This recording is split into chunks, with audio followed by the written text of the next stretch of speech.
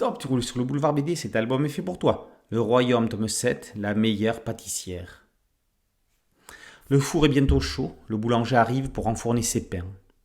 Quant à Anne, elle met la dernière main à ses tartes. C'est alors qu'elle se rend compte qu'il lui manque de la cannelle.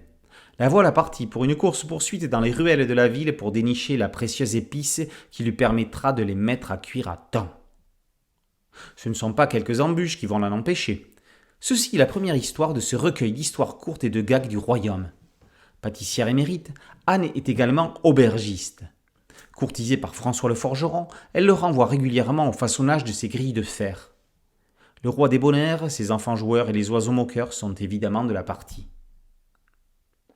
S'il y a une difficulté pour les éditeurs, historiques, c'est bien celle de remplacer les grands classiques disparus.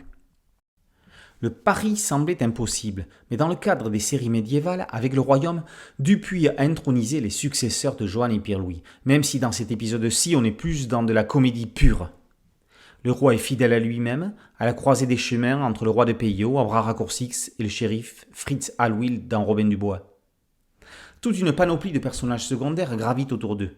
L'ensemble est commenté par une bande d'oiseaux bavards qui ont bien plus de répartie que certains humains.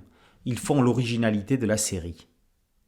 Tel est le petit théâtre mis en scène par Benoît Féroumont.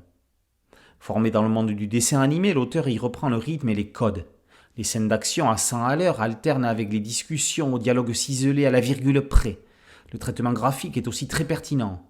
Féroumont utilise les décors uniquement quand il le faut. Ils peuvent parfois sembler minimalistes, mais pourquoi en mettre plus quand ce qui est montré suffit ? À ce niveau-là, le royaume peut être cité en exemple dans toutes les écoles de BD. Dans sa série, Féroumont alterne grands récits, histoires courtes et gags, n'hésitant pas à se faire épauler dans ce dernier cas, lorsqu'il le faut, par Maya Mazorette et Clara Quadrado. Il sait parfaitement donner à chaque histoire la densité qu'il lui faut.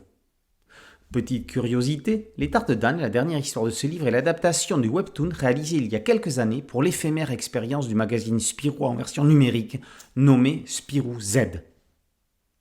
En cet album, et en hors-série, le royaume s'est imposé comme un nouveau classique de l'écurie Dupuis.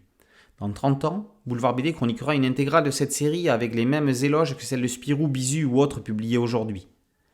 Le royaume est une excellente série, c'est le chaînon manquant entre les classiques de l'âge d'or et les pépites modernes. Le royaume tome 7, la meilleure pâtissière par Féroumont Mazorette Quadrado est paru aux éditions Dupuis. Boulevard BD, c'est un site dédié, un podcast audio et une chaîne YouTube. Merci de liker, de partager et de vous abonner. A très bientôt sur Boulevard BD. Ciao.